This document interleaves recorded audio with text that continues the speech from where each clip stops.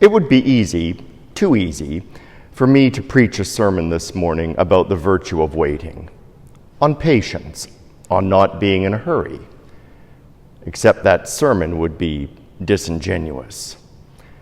And not because we're used to getting things almost instantaneously, be it news on the internet or a same-day delivery from Amazon, but because we like to be waited on and get very frustrated when we're not. Maybe that's why the Bay went out of business. It's undeniably true that it became increasingly difficult to be attended to, waited upon, by staff there.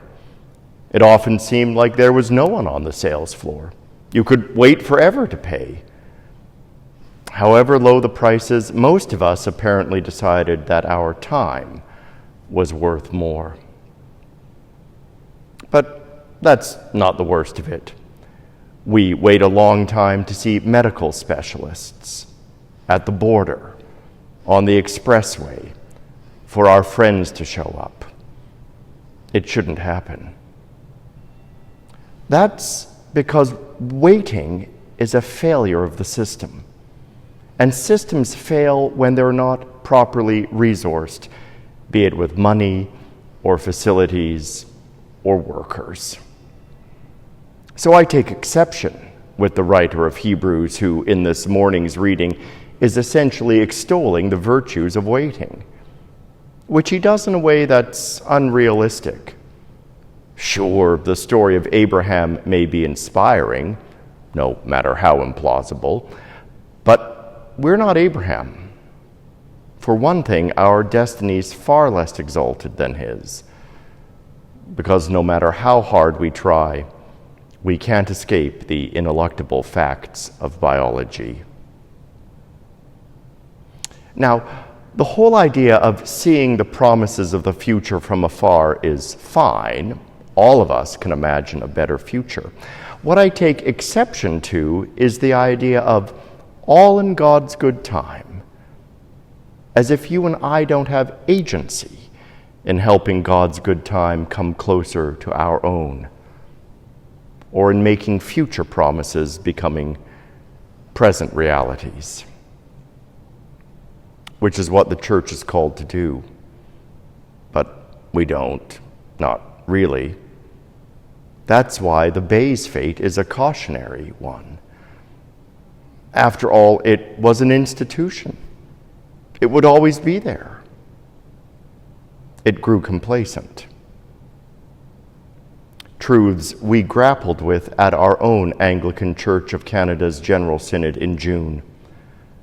The good old days of Anglican dominance are gone, and we can no longer avoid the truth that we're facing imminent institutional collapse. All of a sudden, it's become abundantly clear that time is of the essence. We can wait no longer, which was pretty much what we'd been doing for 2 generations. Waiting, I mean. But for what? A miracle? Or, as one of our bishops once said, for God to show up? In this morning's gospel, Jesus talks of servants waiting for their master to return. The great scandal of Christian history is how Jesus' own people have been disparaged for still waiting for the Messiah. Except the truth is, we are too. Still waiting, I mean. We're waiting for a Messiah to come and press some kind of celestial reset button to bring the kingdom on clouds with power and glory. But the reset button's been pushed. God's here in your life and mine. God's already come to save us. And the kingdom's come. Only it's come on a cross with humility and gore. So if there's anyone who's waiting, it's the crucified one who's waiting for us to start doing something worthy of that reset and that kingdom. Don't forget that waiting's a failure of the system, a failure brought on by lack of resources, human resources.